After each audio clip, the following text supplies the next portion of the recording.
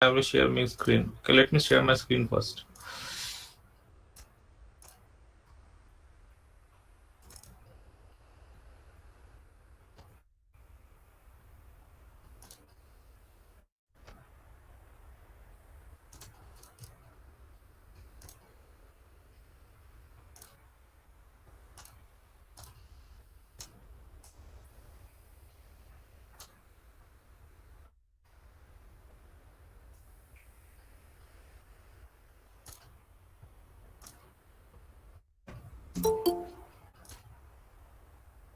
Okay, the screen recording has started.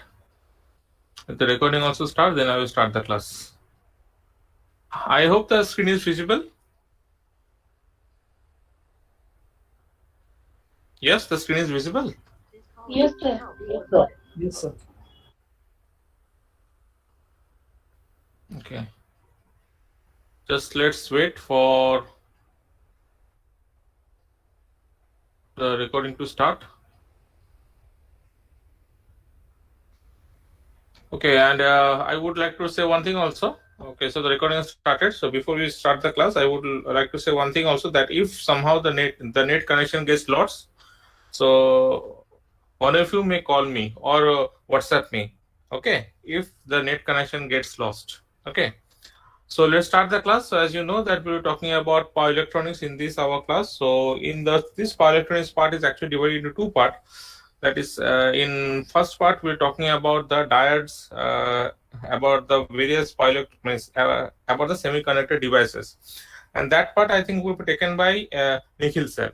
Okay, and he will also be covering our various types of circuits like buck boost and so on. Okay, those type of circuits will be taken care of by Professor Nikhil Mondol, and the other part basically means the circuits part, specifically about our single phase rectifiers, three phase rectifiers. Okay, all this will be covered by myself.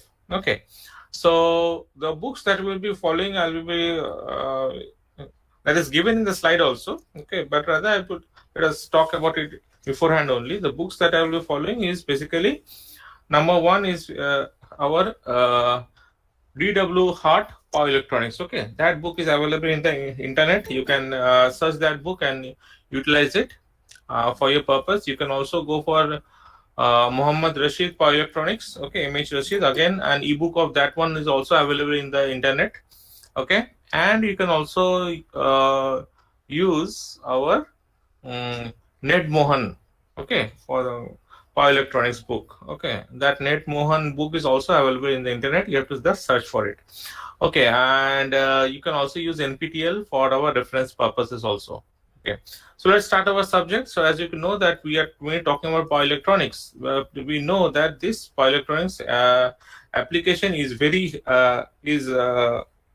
wide nowadays. Okay, there's not a thing nowadays which does not use any sort of power electronic device. So each and every equipment nowadays, be it motorcycles, cars, and everything. Okay, everything uses certain sort of power electronic devices. So so as you can see from this particular figure, that power electronics encompasses a huge variety of equipment. So it can be used for our signal and control systems. It is being used in our power and energy. It is used in our electronics and devices also. Okay, so what does this power electronics involves? So the power electronics involves the study of electronic circuits intended to control the flow of electrical energy. So what we do is that we use power electronics to process and control the flow of electric energy by supplying the voltages and currents in a form that is optimally suited for all the user loads. Okay, so as you can see that means all the median means it can be considered the point where all the control system part, power and energy part, everything combines together. Okay, so as you can see in figure 2, the reference is given that what happens in a power electronics, where we have a power input, then we have the power processor.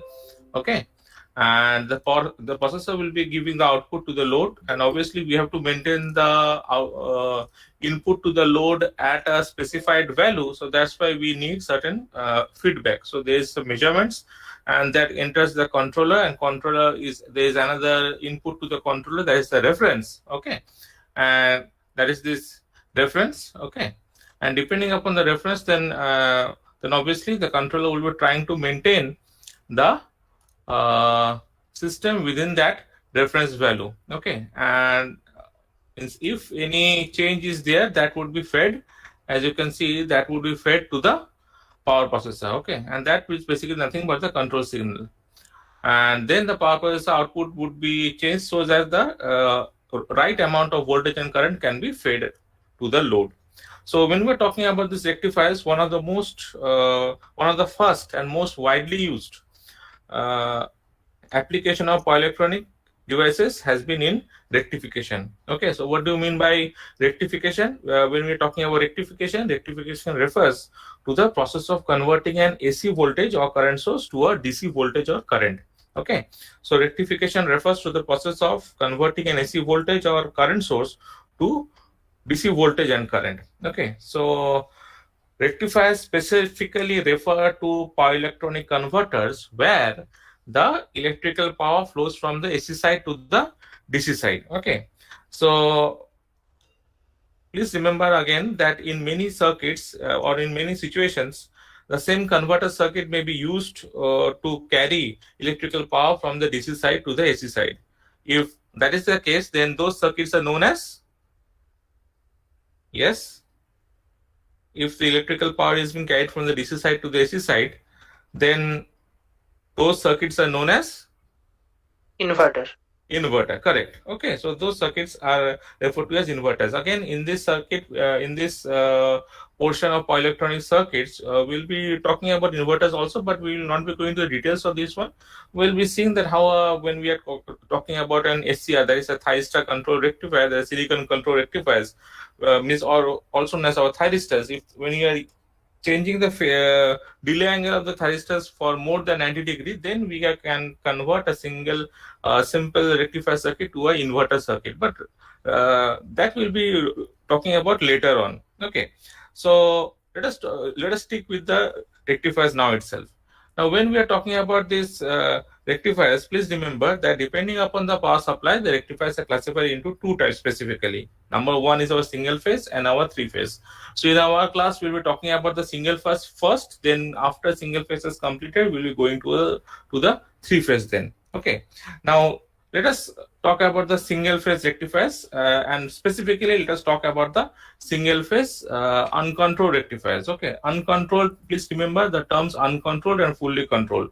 Whenever we are talking that it is an uncontrolled rectifier, means that rectifier is a diode rectifier. Okay, because we do not have any control over the diode. No, so basically means if the forward bias voltage is if there is a forward bias voltage, then it will be operating. Otherwise, whenever it is reverse bias, the diode will not be operating. That's the simple logic that we know for a diode. No, so that is what we'll be using. So basically, single phase uncontrolled means a single phase diode rectifier. Similarly, a three phase uncontrolled means a three phase diode rectifier. Whereas a single phase fully controlled means we are using a thyristor, that is, we are controlling the delay angle obviously through some other circuit. Means we are means we will controlling the firing angle, also known as a delay angle. Okay, that is for a thyristor will be you all know, but you also will be taught in the other half that we can control the angle at which the device fires up. That is for a thyristors. Okay, it may be a thyristor, it may be an IGBT, it may be a MOSFET. Okay, so whatever be the case, so for those cases where we are actually using another circuit to control the firing of that particular gating circuit, okay, so that is known as our single phase fully controlled rectifiers. Okay, so these two are the difference between a single phase uncontrolled and single phase fully controlled. Similar, the same logic can be applied for our three phase case also. Now, when we're talking about these single phase uncontrolled rectifiers, okay, please remember when we're talking about this single phase, first of all, let us talk about the single phase half wave uncontrolled. Okay, so we're talking about the single phase half wave uncontrolled. Then we'll talking about single phase uncontrolled full wave, and then we'll be going for the single phase fully controlled. Okay, the same logic will apply for our three phase case also. So for simplicity, what we do is that we consider that the diodes in the single phase uncontrolled half wave rectifier as that they are ideal diodes. Now, what do you mean by this ideal diodes? We mean that the forward voltage drop uh, in the diode is negligible. Okay, so what is forward voltage drop? It is the voltage drop of a diode across the anode and the cathode at a defined current level when it is forward biased. So what we say that the forward diode voltage drop or the forward voltage drop of the diode is negligible, but rather in practical cases it is not negligible. It is of value of around how much? Can anybody tell me? Around, it is around, the value is around 0.7 volts. Okay, 0.7 volts. Okay, and we also consider that the reverse recovery time to be negligible. What is reverse recovery time? It is also represented as TRR. Okay, so the forward, when we're talking about this forward voltage drop, okay, so forward voltage drop is basically represented by this term VD, and then this is the forward voltage drop, and then we have the reverse recovery time. Okay, so these two are considered negligible. Okay, are considered negligible for this means for ideal diodes. Okay, considered negligible for ideal diodes. Okay, so what is this reverse recovery time?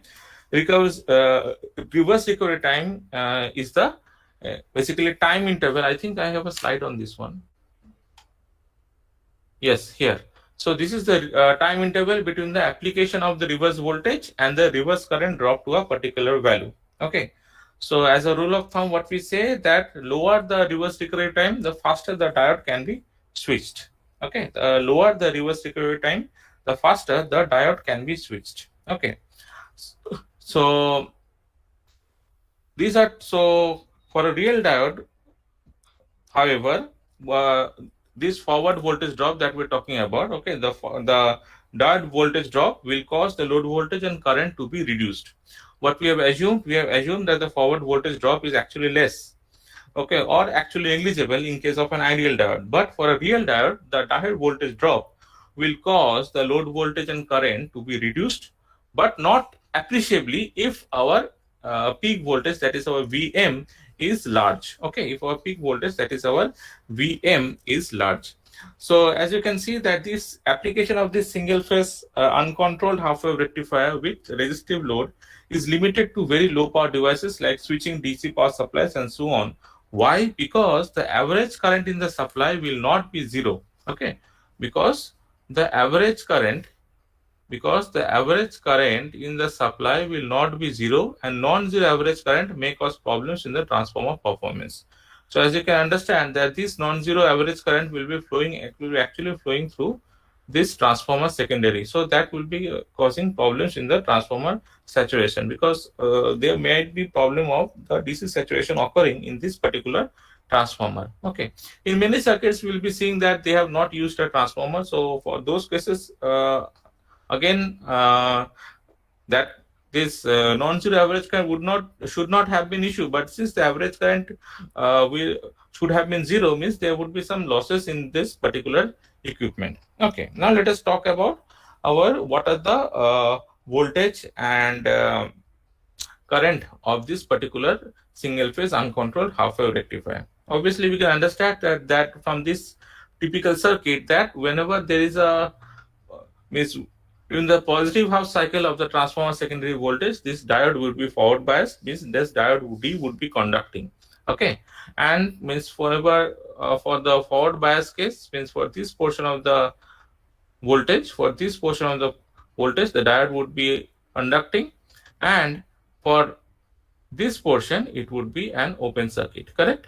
Okay, it will not be conducting. So during the positive half cycle of the transformer secondary voltage, the diode D would be conducting, and during the negative half cycle, as you can see from this figure, and during the negative half cycle, the diode D stops conducting. Okay, so during the positive half cycle it is conducting, and during the negative half cycle it is, see, the output is zero. That is, the voltage across the output is zero. Okay, so the diode is not conducting. So what we have assumed here, assumption is that the transformer has zero internal impedance. Okay, transformer has zero internal impedance. Okay, and obviously and provides a perfect sinusoidal voltage on its secondary winding. Okay, assumption for this is and provides is that provides perfect sinusoidal voltage on its secondary winding. Okay, so depending upon these two assumptions only, we can get these sinusoidal figures. Okay, so as you can see from this figure, what we have that for the positive half cycle, the diode D would be conducting, and obviously for the negative half cycle, the diode will not be conducting. So when the diode is not conducting, see, a voltage of minus V is being applied across the diode. Okay, so when the diode is not conducting, a voltage of minus V is applied across this diode. Okay, so what are the observations that we can infer from this particular voltage and current waveform of the half wave uncontrolled um, rectifier? So first thing is that as you can see that the voltage drop or the voltage waveform of the is VD is the voltage waveform of the diode. Okay, so from this voltage waveform of the diode, it is clear that see the peak inverse voltage of diode is equal to minus Vm. Okay, peak inverse voltage of the diode is minus Vm. Okay, so and this occurs obviously during the negative half cycle of the transformer secondary voltage. So during the negative half cycle of the transformer secondary voltage, okay, this peak inverse voltage, as you can see, is of the diode is equal to Vm. So what is peak inverse voltage? Also written as PIV. So peak inverse voltage is the maximum voltage a diode can withstand in the reverse biased direction before the diode breaks down. Okay, this is the maximum voltage a diode can withstand in the reverse biased direction before the diode breaks down. So obviously that the diode means we have to ensure that the diode does not breaks down if the peak inverse voltage or if the voltage across the diode during the reverse bias condition is greater than this PIV. So that's why we choose that the peak repetitive reverse voltage rating of the diode must be chosen to be higher than Vm. Okay, must be chosen to be higher than Vm. So peak repetitive reverse voltage of the diode has to be chosen higher than Vm to avoid any reverse breakdown of the diode. Okay, this is the peak repetitive. VRRM is known as the peak repetitive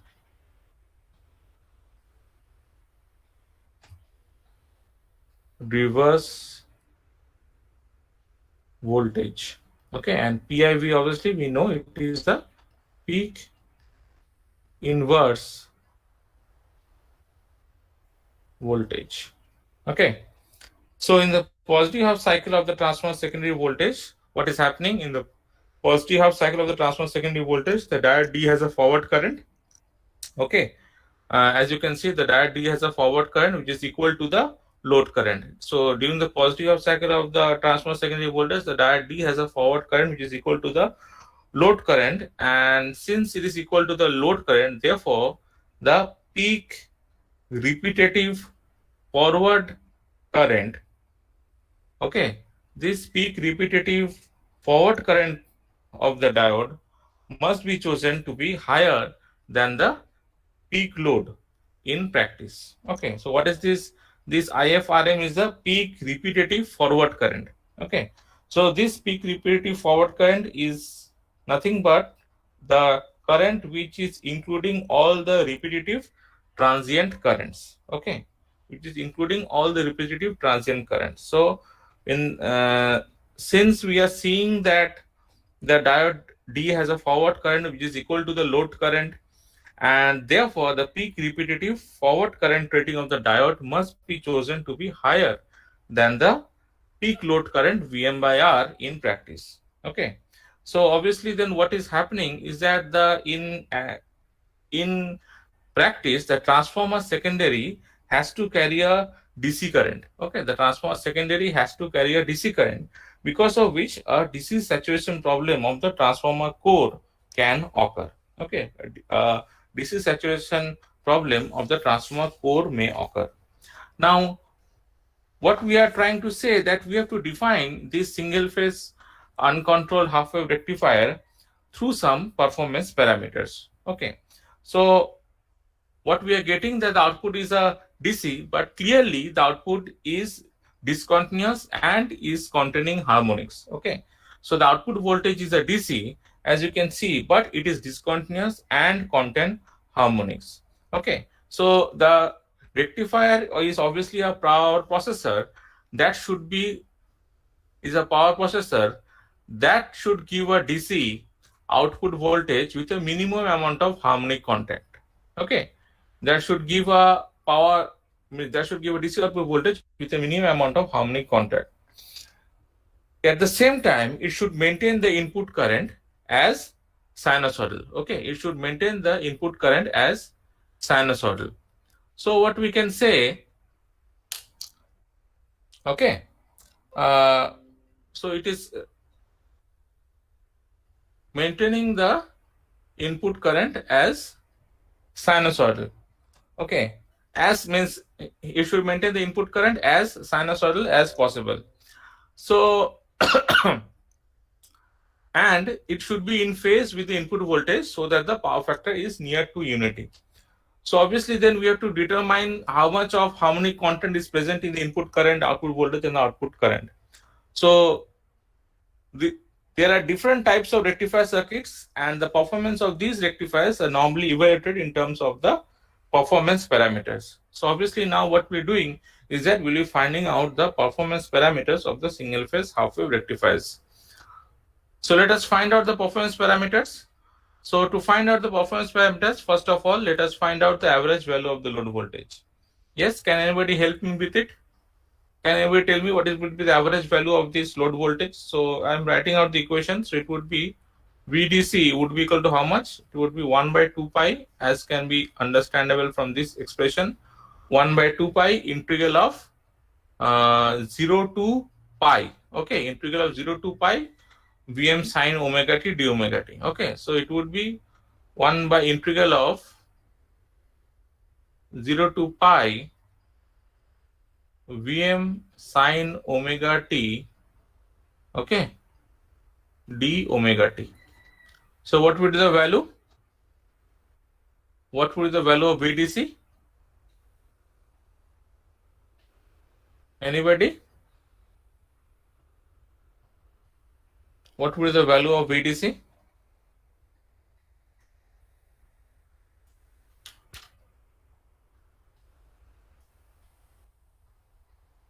Yes?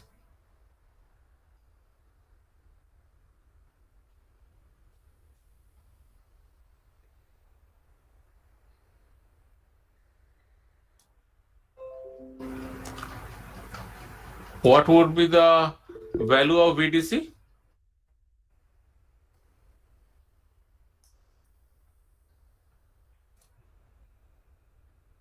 Vm by pi 2. The answer is actually not Vm by pi 2. If you solve it, it comes out to be how much? It comes out to be Vm by pi, I think. Okay. Please solve it. I would request everybody to solve it. Then what about MS value of the load voltage?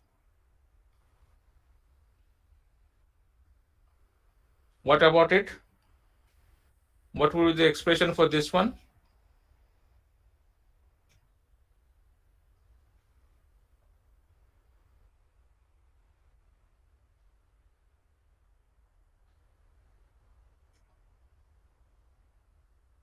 What would be the expression for this one? Anybody? So Vm by 2. Vm by 2. Correct. It would be Vm by 2. Okay. Next, obviously, what is the performance parameter? Then we have to find out the average value of load current. Okay, we have to find out the average value of the load current. What would be the average value of the load current? So obviously that would be equal to, the average value would be equal to, that is IDC would be equal to VDC by R. Okay, so that would be equal to how much? VDC is how much? We find out to be Vm by pi. So Vm by pi means it is 0.318 Vm, I think. Okay, so it should be 0.318 Vm by R. And what is the RMS value of the load current? RMS value of the load current would be how much? Yes, anybody? It would be obviously I0 RMS. Okay, it would be V0 RMS by R. So it would be how much? 0.5 Vm by R. Okay, I hope it is clear. Okay, so what about the efficiency or the rectification ratio of a rectifier? So obviously efficiency is the figure of merit and permits us to compare the effectiveness. So it is defined as how much? Eta is actually defined as PDC by PAC. Okay, PDC by PAC. Now can anybody tell me what would be the rectification ratio then, or the efficiency? How much would be the value? 63.6. See it again, please do it properly. What would be the value? So PDC means it is 0.318 Vm square by R by 0.5 Vm square by R. So it comes out to be how much? It comes out to be around 40.5%. Correct? Okay. So the rectification ratio is basically 40.5%, or the efficiency of this particular circuit is how much? 40.5%. See, very low. Okay. So the output voltage that we were getting actually can be considered to be composed of two components. Okay. Number one is the DC value, and the second one is the AC component.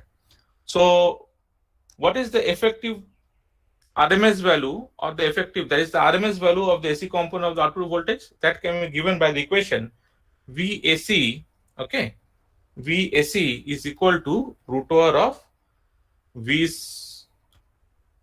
RMS square, okay, minus VDC square. Okay, so the effective RMS value of the AC component of the output voltage is VAC equal to root over of VRMS square minus VDC square. Then the performance parameter that we have to find out is our form factor. What do you mean by form factor? It is a measure of the shape of the output voltage and is defined as the ratio of the root mean square value, that is the heating component of our voltage, to its average value. Correct? So we know this one. No, we have studied these things beforehand also. So what would be the form factor of this uncontrolled half-wave rectifier? It would be VRMS by VDC. Okay, so what would be the value? Anybody?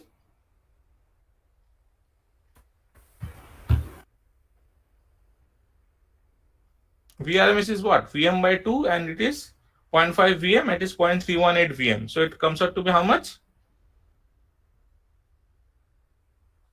The form factor comes out to be 1.57, correct? Yes? Okay. Then what we have? We have the ripple factor. What is the ripple factor? Ripple factor is the measure of the ripple content and is defined as, ripple factor is given as VAC by VDC. So what is our VAC? VAC is given as root over of V square, VRMS square minus VDC square. So if we use that expression, then it comes out to be how much?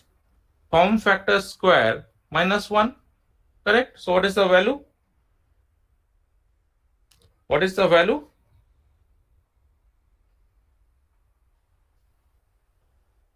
Yes? 1.21. 1.21, correct. Okay. Then what the other performance parameter that we find out is the RMS value of the transformer secondary voltage. Okay. So what is the RMS value of the transformer secondary voltage? Can anybody tell me? It would be how much?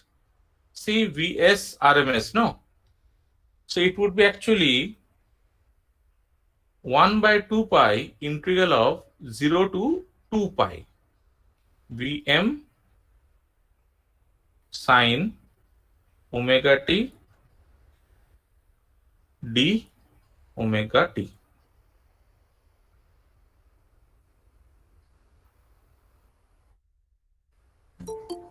Okay, whole 1 by 2. So it comes out to be how much?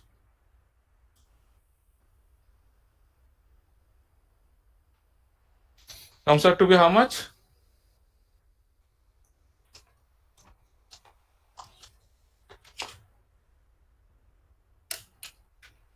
Comes out to be, yes, if we solve it, it comes out to be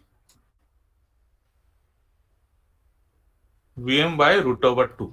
Okay, it should be coming out to be Vm by root over 2, that is 0.707 Vm.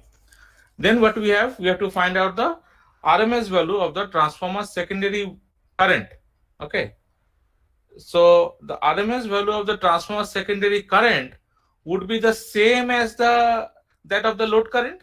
Okay, so RMS value of transformer secondary current, that is IS RMS, would be the same as that of the load current. And what was our load current? It was Vm by 2R, or it is 0.5 Vm by R.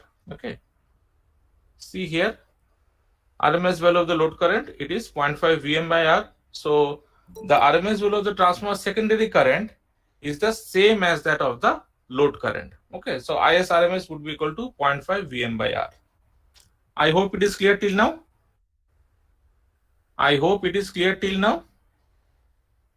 Okay, so next, a very important factor when we are considering a transformer is attached with this rectifier circuit, that is, we are finding out the transformer utilization factor. What is a transformer utilization factor? It is the measure of merit of the rectifier circuit and is given as the ratio of the DC output power by the transformer volt ampere rating required by the secondary winding. Okay, this is the measure of the merit of the rectifier circuit, and is the ratio which is given as DC output power, that is PDC, by the transformer volt ampere rating required by the secondary winding. So what is the expression then? It would be PDC by transformer volt ampere rating required by the secondary winding. So it is nothing but Vs into Is. Okay, so what is PDC? PDC we know is VDC into IDC. Okay, so that would be VDC into IDC gives us 0.318 Vm whole square by R, and Vs we just find out how much. Vs is equal to Vm by root over 2, and Is is how much? Is equal to 0.5 Vm by R. Okay, so it would be 0.707 Vm into 0.5 Vm by R. Okay, if you solve this, how much it comes out? The TUF, or the transformer utilization factor, comes out to be how much?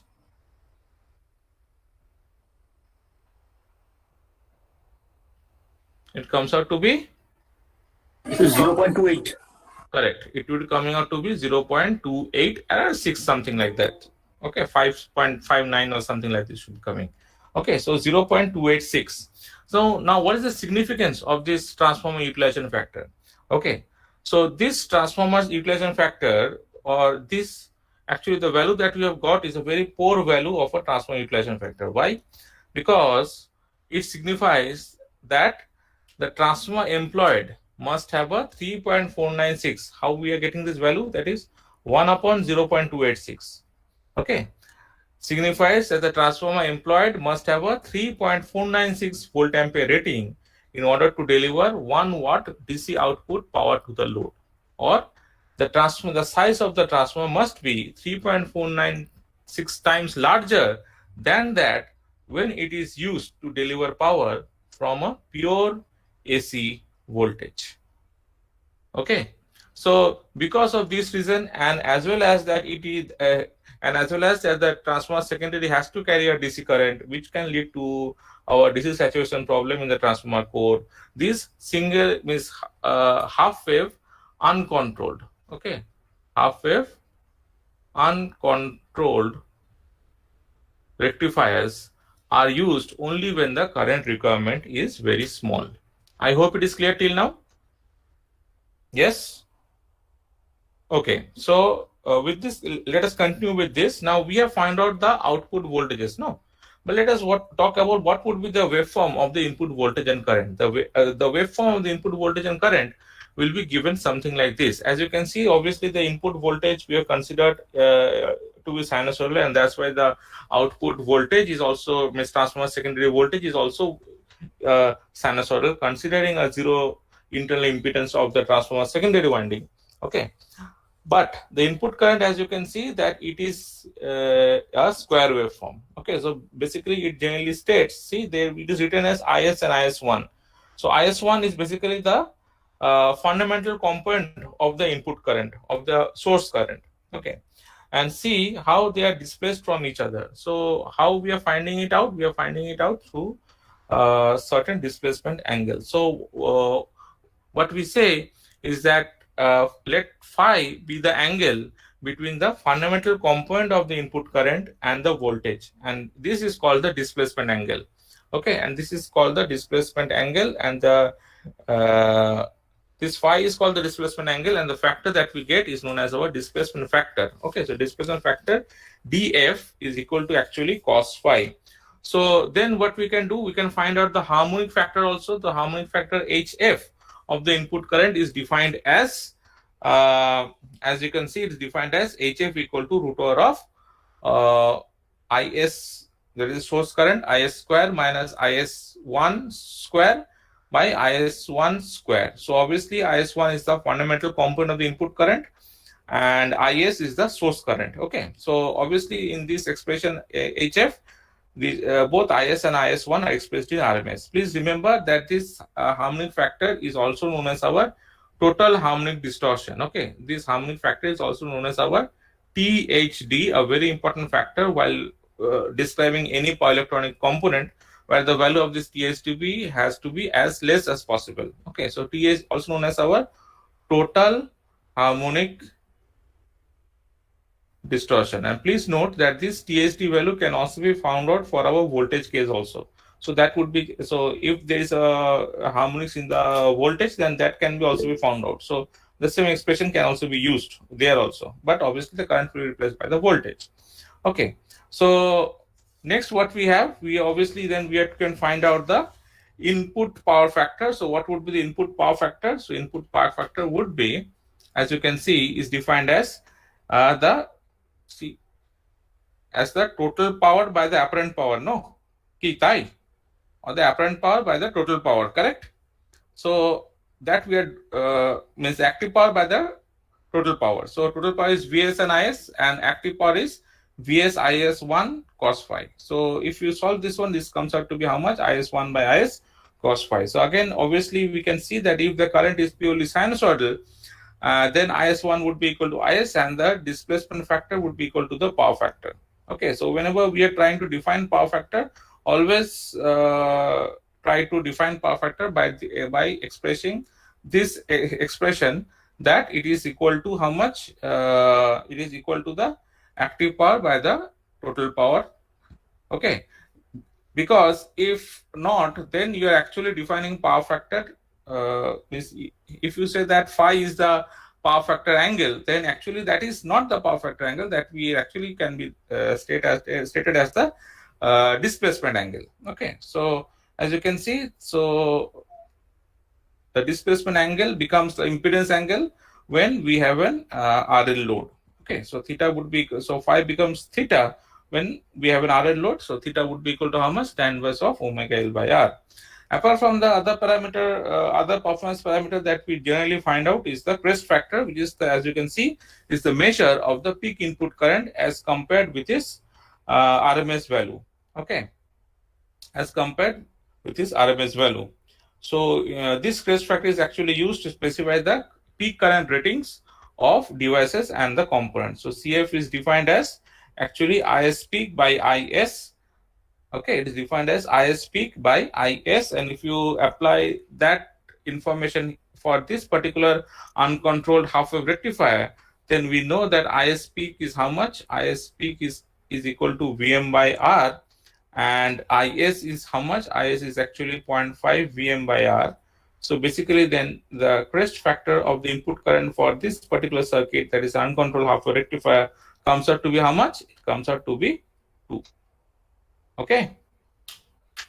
So with this we complete the very basic understanding of our uncontrolled half wave single phase uncontrolled half wave rectifier. Now I would now a very common question in the semesters is to find out the Fourier series of the output voltage of the half wave of a half wave diode rectifier. So I would request you to do it as a homework, where we are to find the Fourier series. Okay, Fourier series of the output voltage for a single phase half wave uncontrolled rectifier. Okay, please do it as your homework, because this is a very common question that comes in our semester also, that we ask you to find out the Fourier series of the output voltage for a half wave diode rectifier. I hope it is clear till now. Yes, so let us finish this slide and we'll be going to the other slide. Okay, so these are the reference books that I usually follow. So the Mohammad Ej Rashid Power Electronics, DW Hart Power Electronics, NPTEL Power Electronics, and what we have the Ned Mohan Power Electronics also. So let me change to the other slide.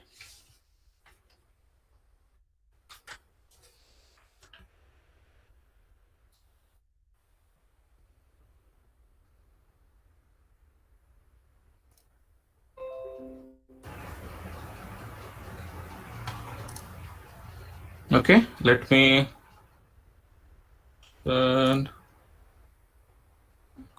go to slide number 2.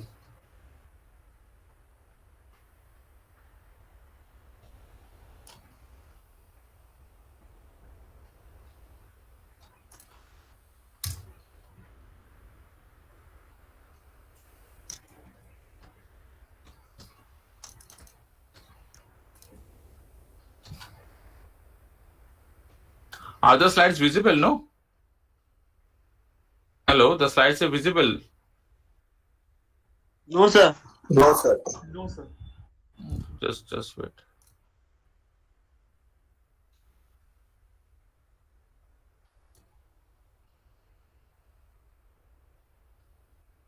Now?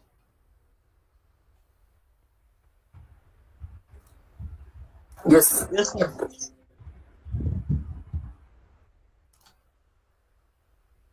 Okay.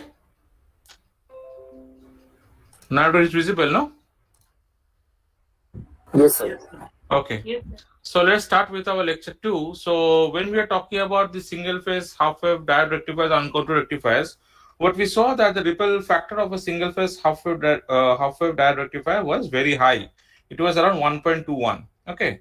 So because of this ripple factor of the output current, what we cannot use it in our industrial applications. So what we do is that this ripple factor can be reduced to some extent by connecting an inductor in series with the resistance. So if we are connecting an inductor in series with the resistance, then what is happening? Let us see the figure now. Okay, so as you can see that this is the figure when we are attaching the inductance with the resistor. Okay, so as you can see that prior to our t equal to 0, prior to t equal to 0, the voltage Vs is negative, okay, and the current in the circuit is 0. And subsequent to 2 equal to 0, what is happening? The diode is becoming forward biased. So during this time, the diode is becoming forward biased, okay, and the current is beginning to flow. So this see the current is beginning to flow. So this diode can be replaced by this figure actually, okay. This diode can be replaced by this figure. So we can write, is this figure can be written as something like this. Okay, so we have the diode here, then we have the resistance, and then we have the inductance. Okay, so R, L. See, the diode is now conducting. Okay, and this is the output voltage V0 that we are getting. Now, when the diode is not conducting, so it will be something like this. Okay. It would be something like this. So here V0 would be equal to 0 when it is in the negative half cycle. Okay. So during the condition when the diode is conducting, what we can do is that we can govern this circuit. See, we can govern this circuit by the following differential equation. What is the equation? We can govern this circuit by this equation. Okay. That is Vs would be equal to how much? Would be equal to Ri plus L di by dt. Okay. So what we can see that this L di by dt is nothing but the voltage across the inductor. Okay. And the resulting voltages and currents can be shown in this particular figure. Okay. So let us talk about this figure now. So as you can see that until T1, okay, until T1 here, okay, until T1, Vs is greater than Vr. Okay, until T1, Vs is greater than Vr. Okay, since Vs is greater than Vr, that is VL is also positive. Okay, so the current is building up. See, the current is building up to T1.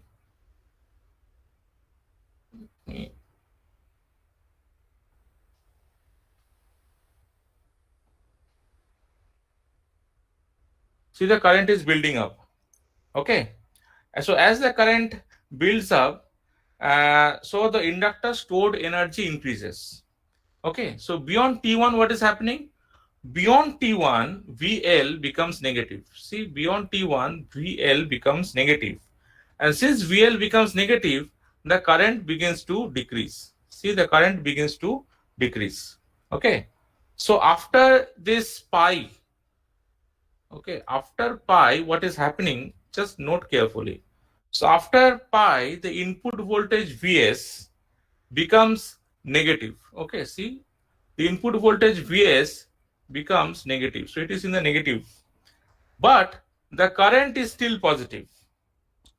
Okay, so but the current is still positive and the diode must conduct because of the stored kinetic energy of the inductor. Okay, the diode must conduct because of the stored kinetic energy of the inductor. So what is happening? The diode is conducting because of the stored kinetic energy of the inductor, even if the source voltage has gone to the negative value after omega t equal to pi. Okay, so at omega t equal to beta, what is happening? See, at omega t equal to beta, the current goes to 0 and the diode is stopping to conduct.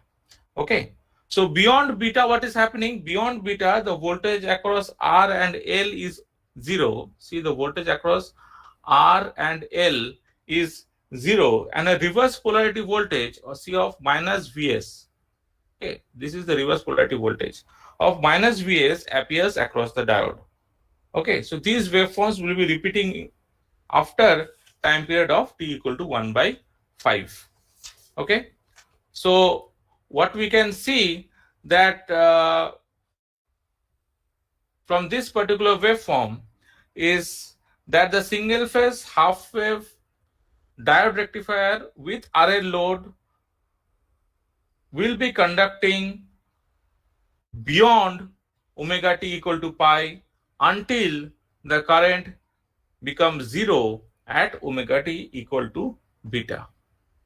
Okay, so see, the voltage is of the across the resistance, it is also not going to 0, but it is also continuing after omega t equal to pi. So because of the inductor stored energy, what will happen? The inductor will be operating in this way. So the diode will be becoming our forward biased for the case when the source voltage actual goes to 0. Understood? Yes?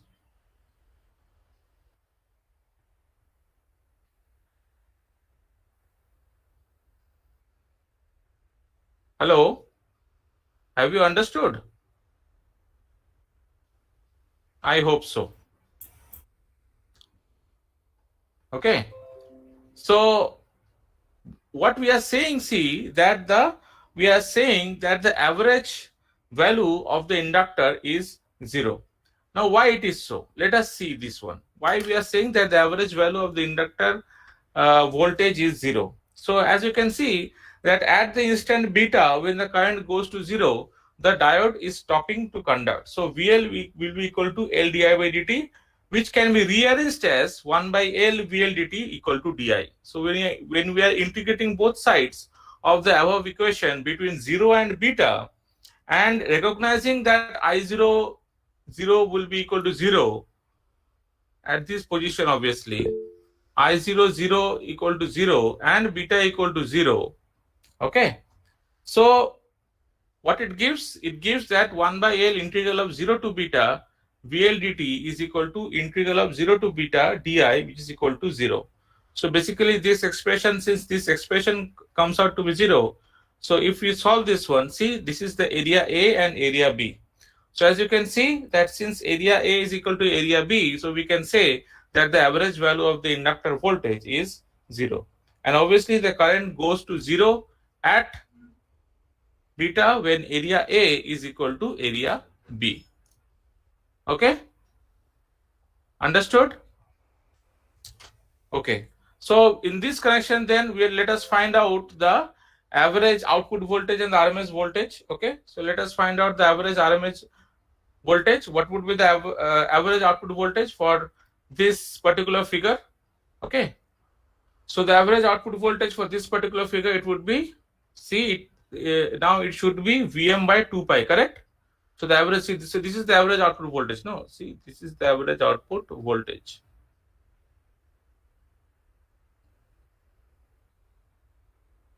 So as you can see, the average output voltage would be how much? That would be equal to VDC would be equal to Vm by 2 pi integral of 0 to beta, obviously, or we can write in this way,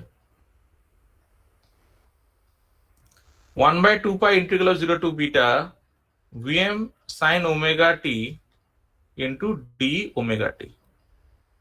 Okay. So if you solve this one, the answer comes out to be how much? It comes out to be Vm by 2 pi into 1 minus cos of beta. Okay. What would be the RMS value of the output voltage? If you solve this one, so V0 RMS for a single phase half wave rectifier, half wave diode rectifier with RL load, it comes out to be how much? It comes out to be 1 by 2 pi integral of 0 to beta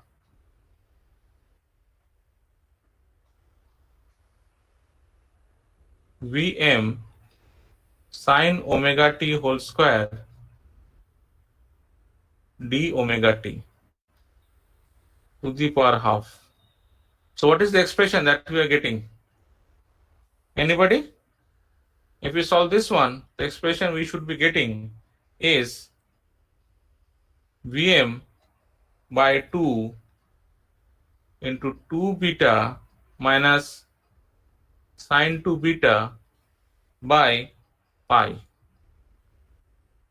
Okay, just check it. Okay, I'm writing it down, but you may check it. So what would be the form factor? So form factor is nothing but equal to V0 RMS by our VDC. Correct? So if you solve this one, it comes out to be pi into 2 beta minus sine 2 beta by 1 minus cos beta whole square whole to the power 1 by 2. Now obviously the ripple factor would be equal to root over of form factor square minus 1. So that would be equal to root over of pi 2 beta minus sine 2 beta by 1 minus cos beta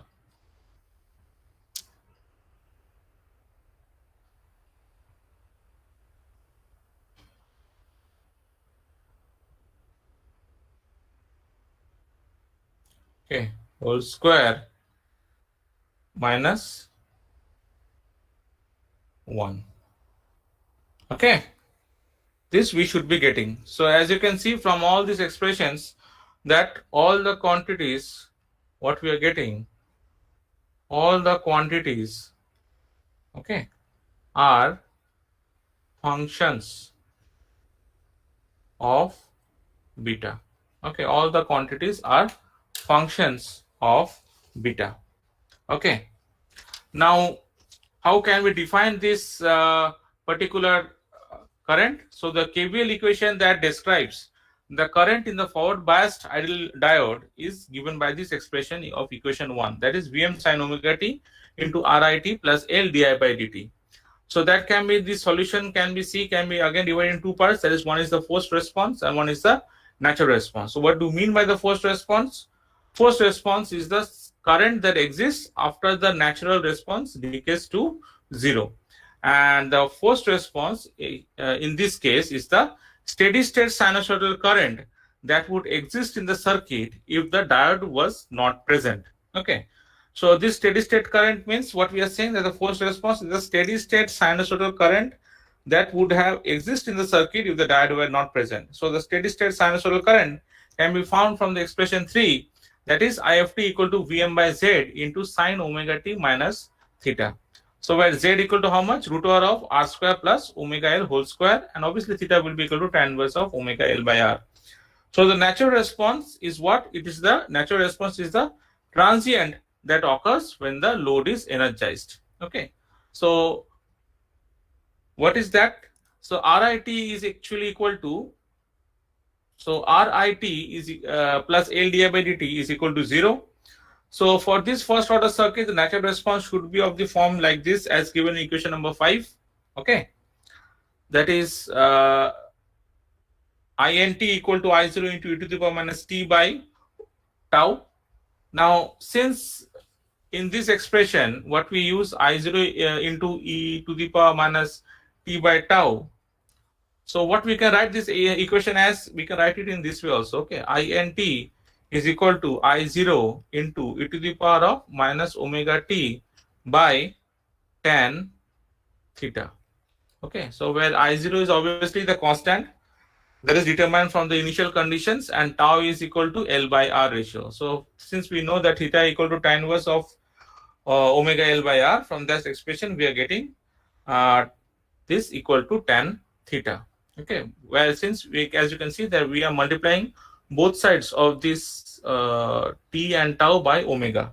Okay, so we are getting expression number 5. So adding both these responses, we are getting equation number 6, which is Vm by Z into sine of omega t minus theta plus I0 into e to the power of minus omega t by tan theta. Okay, so we know that the initial condition of the current in the inductor is 0 because it was 0 before the diode started. Okay, so as you can see that before the diode started, the initial condition of the inductor was also not conducting. So the initial voltage on the inductor is also 0. Okay, so if that is the case, and since that value cannot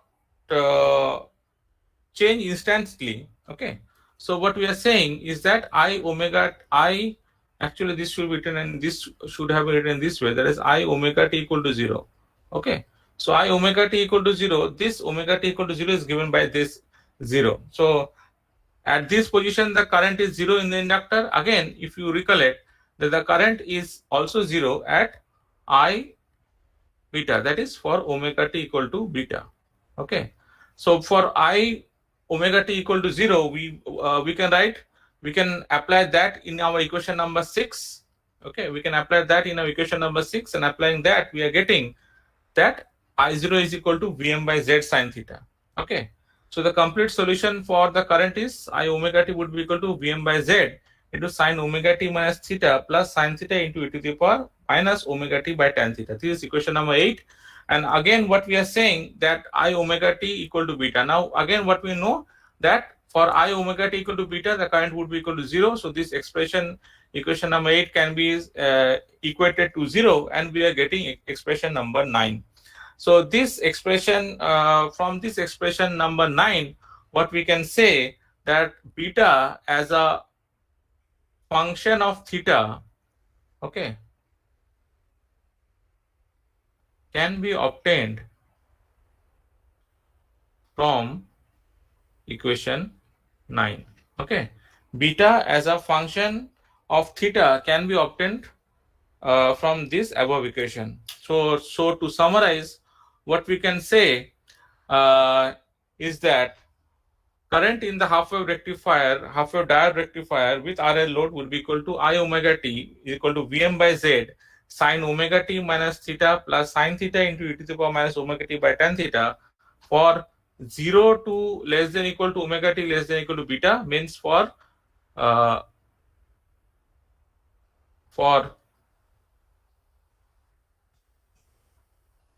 this to this portion. Okay, so this portion is actually beta. Okay, and it would obviously be 0 for beta less than equal to omega t less than equal to 2 pi. Okay, that is what we are getting here. Okay, so what is the power absorbed by the load? So as you can see, the power absorbed by the load can be expressed as Ia square RMS. Okay, obviously, since the power absorbed by the inductor is 0, we have found that one out. And the RMS value of the current can be given by this expression of IRMS. Okay. And similarly, the average current can also be given. That would be how much? That would be equal to I0 would be equal to 1 by 2 pi integral of 0 to beta I omega t d omega t. So this I omega t is actually this one. Okay. This I omega t. And this I omega t is actually this one also. Okay. So what can be seen from equation number 9? So the one thing can be inferred that from equation number 9, that this beta increases with theta actually. Okay, this beta increases with theta. So from this equation of the average output voltage, okay, it is seen that the average voltage decreases with increasing beta. Okay, the average voltage decreases with increasing beta, whereas this RMS value increases with our beta value. Okay, so therefore one thing we can infer is that by increasing theta, means by increasing L, the form factor and the ripple factor of V0 of the output voltage worsens. Okay. However, what we are seeing that the ripple factor of I0 decreases with increasing L. Okay. Therefore, what we are that in certain applications where a smooth DC current is of prime importance, we go for this configuration of the rectifier. Okay, we go for this configuration of the rectifier. Now, if we have noted the average voltage and the current, so as you can see that the average voltage was decreasing with increasing value of beta. This average voltage was decreasing with increasing value of beta. So this average voltage, if you see, and obviously the current also, can be increased by making beta equal to pi. Okay, if we make beta equal to pi, then we can increase the average voltage and current. So how can we do that? We can do that by the introduction of freewheeling diodes. Okay, we can do that by the introduction of freewheeling diode. And as you can see, what is the effect of this diode? The effect of this diode is to prevent a negative voltage appearing across the load. Okay, the effect of this diode is to prevent a negative voltage appearing across the load. And as a result, what will happen? The magnetic stored energy of the inductor would be increasing. Okay, so let us see that how this circuit is actually working. So this is the typical figure when the equivalent circuit is for the source voltage is greater than 0, and the other one when the source voltage is less than 0. Okay, so the equivalent circuit for Vs greater than 0, as you can see in this condition, the diode D1 is on and D2 is off, and the voltage across the RL load is the same as the source. And similarly, when the equivalent circuit, when the source voltage is less than 0, so in that case portion, our D1 diode 1 is off, diode D2 is on, and the voltage across the RL load is 0. Okay, so what we can see that this D2 is actually the freewheeling diode that is being applied. So what is the effect? So what is the effect is that the current value will not be 0. Okay, so obviously what we have considered that what I said just now, that the current will not be 0 for this freewheeling diode, that also depends on the load also. Okay, so depending upon the load current may be continuous or may be discontinuous, but what we have considered in this portion is basically the continuous portion only. Okay, so as you can see that the load current is continuous. Okay, the load current is continuous, and this is the current, and this load current can be divided in two parts. See, this is the first part when diode D1 is conducting, and this is the second part when diode D2 is conducting.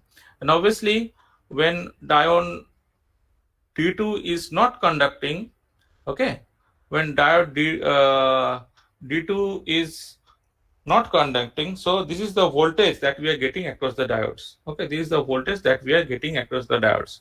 So at omega t equal to pi, the current from D1 is transferred. Okay, as you can see that the current from D1 is transferred to Dm, and this process is called our commutation of the diodes. Okay, and this process is called the commutation of the diodes. Now, as you can see that, Sir. yes, Bolo? Sir, actually we have a class from 12 today, so could we continue from the next day? Yes. Now it's still time. No, we have got. I will be finishing this portion. I will not be finishing the other portion. Okay, the 14th slide is the last slide for today. Okay. Okay, sir. Okay, sir.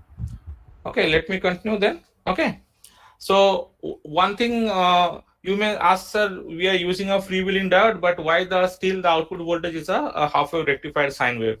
See that the voltage across the RL load is the same. The voltage across the RL load is the same as the source voltage. Okay, so as you can see that the voltage across the RL load is the same as the source voltage. So when the source is positive, for this portion, when the source is positive, the load voltage is also positive, and when the source voltage is 0, and when the source voltage is negative, okay, the load voltage is 0. Okay, and that's why the load voltage is a half wave rectified sine wave. Okay, it's a half wave rectified sine wave.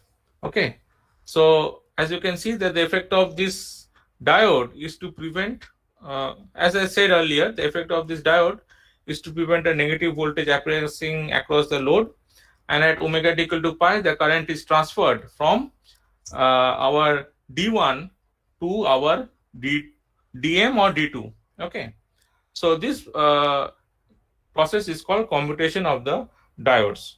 Okay, so when the circuit is first energized, please remember, when the circuit is first energized, the load current is actually 0 and cannot change instantaneously.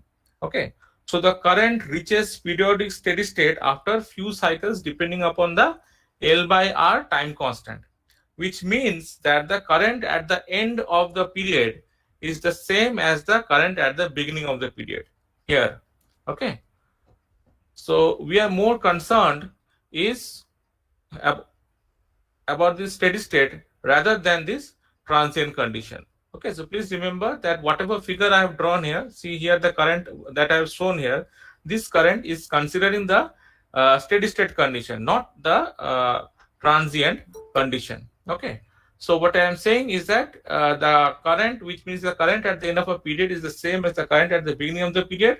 So the steady state current is usually of greater interest than the transient that occurs when the circuit is first energized.